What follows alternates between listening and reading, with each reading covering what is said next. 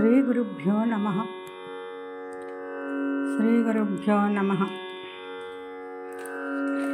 అష్టాదశ పురాణాల్లో ఒకటైనటువంటి పద్మపురాణంలో మాఘమాస మహాత్మ్యం 14వ రోజు 14వ అధ్యాయం ప్రారంభం. బ్రాహ్మణ స్త్రీ భర్తతో స్వర్గమునకు వెళ్ళుట. శుక్లాంబరధరం విష్ణుం శశివర్ణం చతుర్భుజం ప్రసన్నవదనం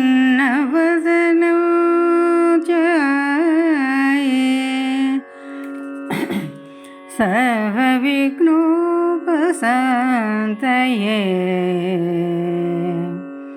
అగజానన పద్మార్కం గజాననమహర్నిశం అనేకదంతం భక్తానాం ఏకదంతముపాస్మహే.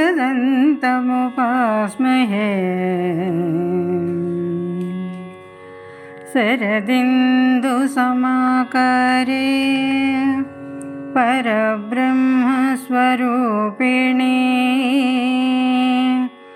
బాసరాపీఠనిలయే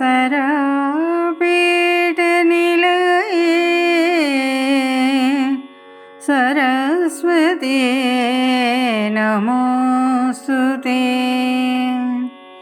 సరస్వతీ నమోస్తుతే.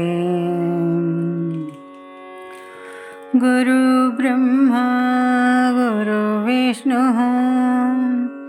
గురుదేవో మహేశ్వరః గురు సాక్షాత్ పరబ్రహ్మ తస్మై శ్రీ గురవే నమః. మాఘమాసం 14వ అధ్యాయం. బ్రాహ్మణ స్త్రీ భర్తతో స్వర్గమునకు వెళ్ళుట. ఓ దిలీపుడా, మాఘమాసములో స్నానం ఆచరించటం వల్ల కలుగు ఫలమును పార్వతీదేవికి ఈశ్వరుడు చెప్పినది వింటివి కదా. అటులనే విప్రకన్య తన భర్తతో ఎటుల విష్ణు సాయుధ్యమును పొందెనో వివరింతును. సావధానుడివై ఆలకింపము. పూర్వకాలమందు కాశ్మీర దేశమందు గల ఒక గ్రామంలో సుబుద్ధి అను ఒక బ్రాహ్మణుడు కలడు. అతడు 4 వేదములు చదివి అర్ధ తాత్పర్య సహితముగా వర్ణించగల పండితుడు.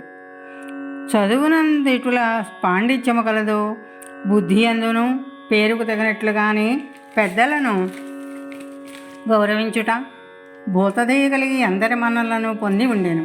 అతడు గొప్ప పండితుడొకటి వలన అనేక మంది ఇతర పండితులు అతని వద్దకు చేరి శిష్యులైరి. ఆ బ్రాహ్మణునకు 10 సంవత్సరముల బాలికామణి కలదు. ఆమె పేరు సుశీల. ఆ బాలిక కడు రూపవతి, సుగుణాల రాశి, అందాల భరిణె, లేడి కన్నుల వంటి చక్కటి నయనాలు కలది. నిండు చంద్రుని వంటి ముఖము కలది. 9 రెక్కలు పోలు నల్లని పొడువాటి తల వెంట్రుకలు కలది. ఆమె నడిచిన ఎడల హంస నడకను మరిపించును. అందమైన ముఖవర్చస్సు కలది. కోకిల కంఠము కలది. ఆ సుందరాంగి ముక్కు పండ్ల వరుస చూసిన వారికి మరలా మరలా చూడవలెనని కోరిక పుట్టెను. అటువంటి సర్వలక్షణములు గల తన కుమార్తెను ఎవరికిచ్చి పెండ్లి చేతునాయని తండ్రి సుబుద్ధి ఆలోచించుచుండెను.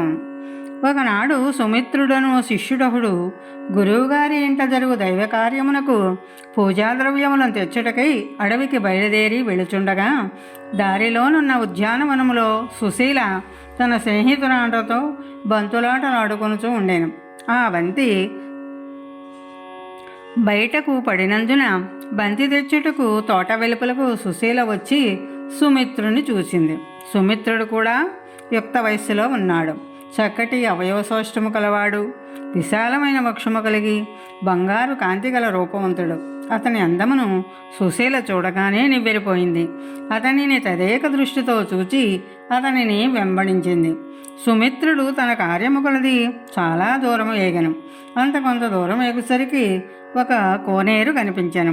ఆ కోనేరు నిండా తామర పువ్వులు విరపూసి ఉన్నాయి. తుమ్మెదలు గుంపులు గుంపులుగా ఎగిరి తామర పువ్వుల్లోని మధువును గ్రోలుచు మత్తెక్కి ఎగురుచున్నవి. అచటనున్న వివిధ ఫలవృక్షాలు పువ్వులతోనూ పండ్లతోనూ నిండి ఉన్నాయి. కోయిలలు తమ మధుర కంఠాలను విప్పి కూయుచున్నవి. మగనెమళ్ళు ఆడనెమళ్ళు తమ అందాన్ని చూపించుడు కాబోలన్నట్టుగా పింఛములను విప్పి నాట్యమాడుచున్నవి. నీటి జంతువులు తామర తొండ్లను తింటూ ఒక్కొక్కప్పుడు పైకెగిరిపడుతూ నీటిలో ఈదుచున్నవి. సుమిత్రుడు దూరము నుండి అలసిపోయి వచ్చినందువల్ల ఆ చల్లని నీరు గ్రోలి చెట్ల నీడను విశ్రమించి ఉండెను. వెనక నుండి వచ్చినటువంటి సుశీల అతటి ప్రకృతి రమణీయతను చూచి మల్లె జాజి సంపంగ పువ్వుల వాసనలకు మన్మథ చేష్టలతో మత్తెక్కినదై చెట్ల కింద విశ్రమించి ఉన్న సుమిత్రుని సమీపమునకు మెల్లగా వచ్చి నిలబడింది. సుమిత్రుని సౌందర్యమును కనులారా చూచి చలించిపోయింది. ఇక తానే సుమిత్రుని పలకరించింది. ఓ అందగాడా సుమిత్ర, నిన్ను చూచినది మొదలు నా మనస్సు నా స్వాధీనంలో లేదు.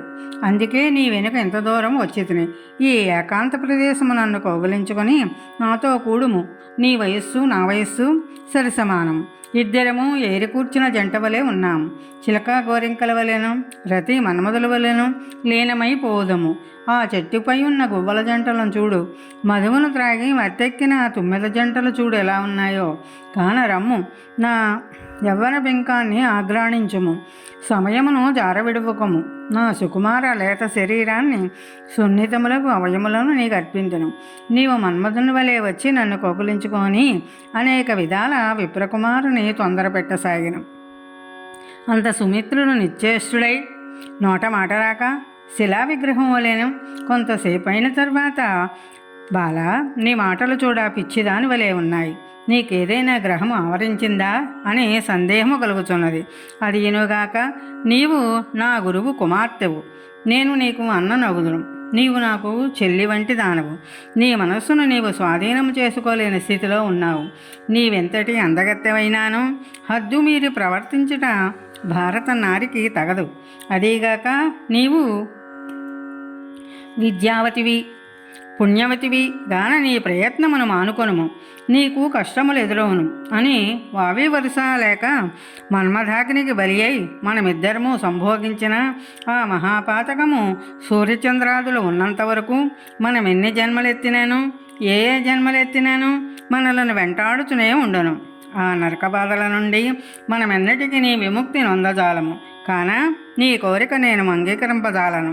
ఇప్పటికే చాలా ఆలస్యమైనది. ఇల్లు బయలుదేరి నా వెంట వచ్చినట్లు గురువర్యులకు తెలిసినచో నిన్ను దండించరు గాన రమ్ము. ఫలములు కుశలు పుష్పములు మొదలగున పూజాద్రవ్యమును తోడుకొని పోదాము అని సుమిత్రుడు అనేక విధాల బోధించాడు. అంత నా కన్యయు బంగారము రత్నము విద్య అమృతము తనంత తానే వచ్చినప్పుడు నిరాకరించేవాడు మూర్ఖుడు కానీ వివేకవంతుడు కాదు. నా నిండు యవ్వనాన్ని నా శరీరాన్ని సమస్తమును నీకు అర్పించుచున్నానన్నా నిరాకరించుచున్నావు కదా. సరే, నేను ఇక ఒంటరిగా నా గృహమునకు పోజాలను. నేనిందే ప్రాణత్యాగం అనర్చుకుందును. నీ వలన ఒక కన్య చనిపోయినదని నలుగురు నిన్ను ఆడుపోసుకుందరు. నన్ను ఒంటరిగా ఈ కారడుగులో వదిలి ఇల్లు చేరిన నా తండ్రి నిన్ను విడుచునా? నా కుమార్తె ఏది అని నిన్ను దండించడా? ఈ పాటికి నా చెలికత్తెలు నీతో అడవికి పోయినానని చెప్పియే ఉందురు. కాన నేను కామబాధ భరించలేకున్నాను. నాతో సంభోగింపుము. నన్ను నీ దానను చేసుకొనుము అని పలికాను. సుమిత్రుడు ఆమె దీనాలాపం ఆలకించి సంకట స్థితిలో పడిన. కొంత తడువు ఆలోచించి ఆ బ్రాహ్మణ కన్యతో రతిక్రీడల తేలిటకై నిశ్చయించుకొనెను. శంకరి ఈ విధంగా వారిరువును ఆ తటాక సమీపముందొక ప్రదేశమును శుభ్రం చేసి అందు మెత్తని పత్రములు నానావిధ సువాసన వెదజల పుష్పములు పరిచి ప్రకృతి సౌందర్యములను చూచి మురిసిపోయి కామదృష్ట తీర్చుకొని మరికొంతసేపు బంతులాడి గెంతులు వేస్తూ కేకలు వేస్తూ పరుగిడుచు ఆడుకొనిరి. వారి కామ వికారములను చూసి పక్షులు సిగ్గుపడి అచట నుండి ఎగిరిపోయినవి. సాధు జంతువులు మొగములు ముడుచుకొని అచట నుండి కదిలిపోయినవి. కొలనులోని కాలువలు కొలంలోని కలువలు మెడవంచినట్లు నీళ్లలో వంగిపోయినవి. సూర్యుడు మబ్బుల చాటున దాగుచున్నాడు. మాటిమాటికి వారి అన్యోన్య చుంబనలు చూడలేక మధువు గ్రోలి మత్తెక్కి ఉన్న తుమ్మెదలు కూడా సిగ్గుపడినవి. ఈ విధంగా వారు ఉల్లాసంగా కొంత తడువు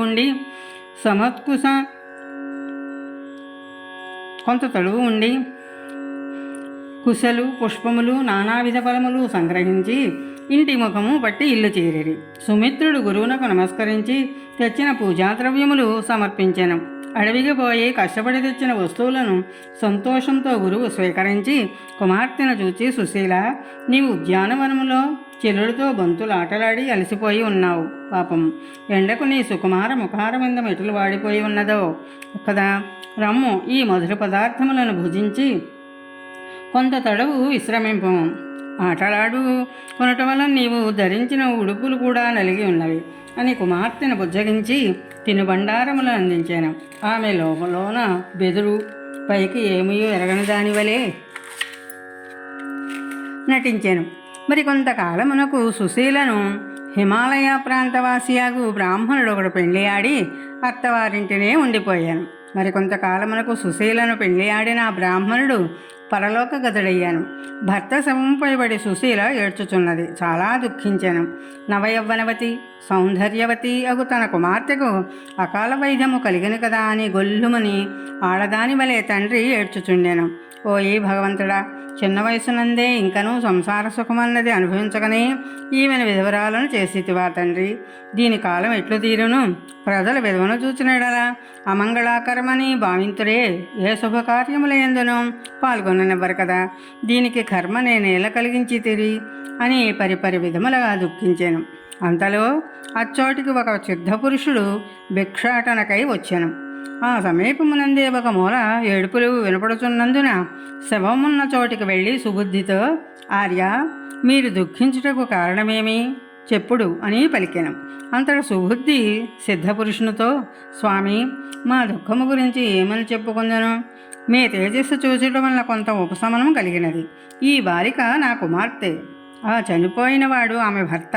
వివాహమైన కొలది దినములకై ఇతడు చనిపోయినాడు. మాకు ఈమె తప్ప ఎవరూ లేరు. చిన్నతనములోనే ఈమెకు కలిగిన వైధవ్యమును చూడలేక మా హృదయములు బ్రద్దలగుచున్నవి. ఇది మా దుఃఖానికి కారణం. ఈమెకి దుస్థితి ఎందుకు కలిగినో, ఈమె పూర్వజన్మం ఎటువంటిదో మీకు తెలిసి ఉన్నవడలా సెలవిండు అని వేడుకొనెను. సిద్ధుడు కొంత తడువు తన దివ్య దృష్టితో అంతా గ్రహించి, విప్రవర్య, నీ కుమార్తె వెనుకటి జన్మలో క్షత్రియ యువతిగా ఉండేది. ఈమె కామారుత గలదవుడి చేత కొంతమంది పరపురుష సంపర్కము కలిగి ఉండి తన భర్త నిద్రలో ఉండగా అర్ధరాత్రి నిశా సమయమున కత్తితో పొడిచినందున అతడు విలువెలా తండుకుని ప్రాణములు విడిచాను. ఆ రక్తపాతము భయానక దృశ్యమో చూసి ఆమె భయపడి తాను కూడా ఆ కరవాలముతోనే పొడుచుకొని చనిపోయింది. అటువంటి ఘోరహత్య చేసి ఈ జన్మలో నీ కుమార్తెగా పుట్టినది. ఆమె చేసి ఉన్న దోషము వల్లనే నీ అల్లుడు చనిపోయాడు.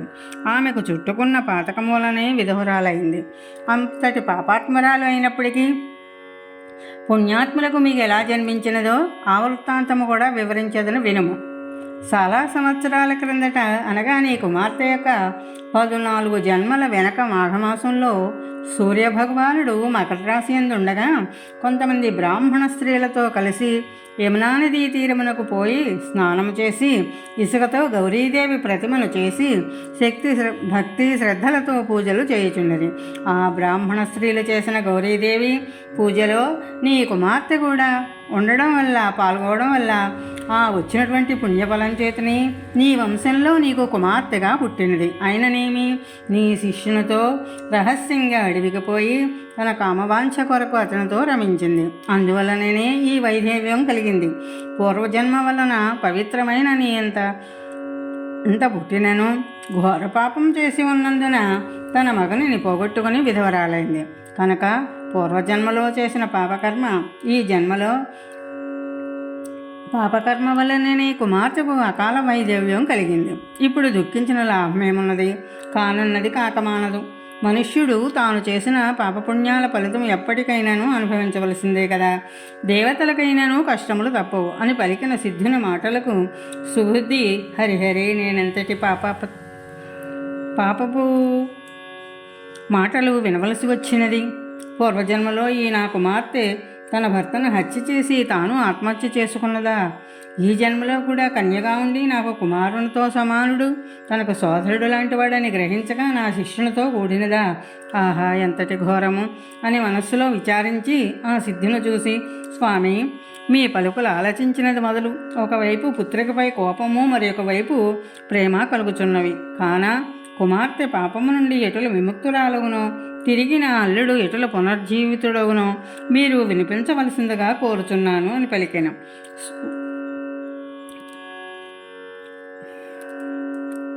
అప్పుడు, ఓ సుబుద్ధి, నీ కుమార్తె గురించి నీవడగకపోయినా తన నివారణాపాయము వివరించవలెననే నేను ఇలా వచ్చినాను. ఈ మాఘమాసంలో నీ కుమార్తె చేత నదిలో కానీ చెరువులో కానీ సూర్యోదయం కాగానే స్నానం చేయించి అచటనే ఇసుకతో గౌరీదేవిని చేసి ముత్తైదువులతో కలిసి ధూపధూప నైవేద్యములిచ్చి పూజ చేయించుము. ఈ విధంగా మాఘమాసమంతయు నీ కుమార్తె చేత చేయించిన ఆమెకున్న పంచమహాపాతకములు తొలగిపోయి ఆమె భర్త కూడా బ్రతుకును. మాఘశుద్ధ విధినాడు ముత్తైదువులు పాదములకు పసుపు రాసి నుదుట బొట్టు పెట్టి పూజ చేయవలను. 2 కొత్త చేటలు తెచ్చి అందుక చేటలో చీర, రివికలగుడ్డ, పసుపు కుంకుమ, పండ్లు, తమలపాకులు, ఒక్కలు దక్షిణ పెట్టి దానిపై 2వ చేట మూత వేసి ఆ ముత్తైదువునకు సంతుష్టిగా భోజనం పెట్టి సంతోషపెట్టవలెను. ఆ విధంగా చేసిన పరపురుష సాంగత్యం వలన కలిగిన దోషము నివారణయగును. కొంతమంది పురుషులు ఉదయముననే నదికి పోయి స్నానము చేయవలెనన్న అయిష్టత చూపుదురు. కాన అట్టి వారల భార్యలైనను వారిని ప్రోత్సాహపరిచి వారు కూడా నిష్ఠతో మాఘమాస స్నానములు చేయించవలెను. వంశాభివృద్ధికి కానీ కుటుంబ గౌరవానికి కానీ స్త్రీయే ప్రధాన కారకురాలు కనుక ఈ మాఘమాస స్నానము తప్పక స్త్రీ ఆచరించవలెను. ఈ మాఘమాసమంతయు పురాణములు చదివి హరికథలు కానీ హరినామ సంకీర్తనలు కానీ ఆలకించుచు దాన ధర్మములు చేసిన ఎడల దానికన్నా ఫలితం మరొక ఏ వ్రతమందు కలగదు. మునిసత్తములు మాఘమాస స్నానములు చేసి తపస్సు చేసుకున్నచో వారు సిద్ధులగుదురు. మతిలేని వారల చేత మాఘస్నానములు విడువక చేయించిన ఎడల వారి పిచ్చి కుదురును. కుష్టి వ్యాధితో బాధపడువారు మాఘస్నానములు చేసినా వారికి రోగ నివృత్తి అవిటియేగాక మంచి పుణ్యాత్ములగుదరు. స్త్రీ కానీ పురుషుడు కానీ మాఘమాస స్నానములు దాంభికంతో నలుగురు చూచి పొగడుతున్నట్లుగా కాక చిత్తశుద్ధితో స్నానములు చేసే విష్ణు దర్శనము, సూర్య నమస్కారములు, పురాణములు చదువుట, హరినామ సంకీర్తనలు చేయుట మొదలవన్నీ కూడా నిరాడంబరముగా చేయవలెను. మాఘమాస స్నానములు చేయుచున్నానని తన్ను తాను పోడుకొనరాదు. అట్లా చేసిన చిత్తశుద్ధి లేని శివపూజలేలరా అను రీతిగా నిష్ప్రయోజములగును అని సుబుద్ధికి భిక్షాటనకై వచ్చినటువంటి ఆ సిద్ధుడు ఉపదేశించాను. ఓ శంకరి, ఆ విధముగా సిద్ధుని ఉపదేశములు పొందిన సుబుద్ధి తన కుమార్తె చేత మాఘమాస స్నానములు ఆచరింపజేసి దాన పుణ్యములు చేయించగా చనిపోయిన అల్లుడు తిరిగి నిద్ర మేల్కొనిన వాని వలె లేచి జరిగిన వృత్తాంతమును విని తాను కూడా తన భార్యతో పుణ్యకార్యములను చేసి పాపరహితుడు అయ్యాను. మాఘమాస పురాణం 14వ రోజు 14వ అధ్యాయం సంపూర్ణం. స్వస్తి.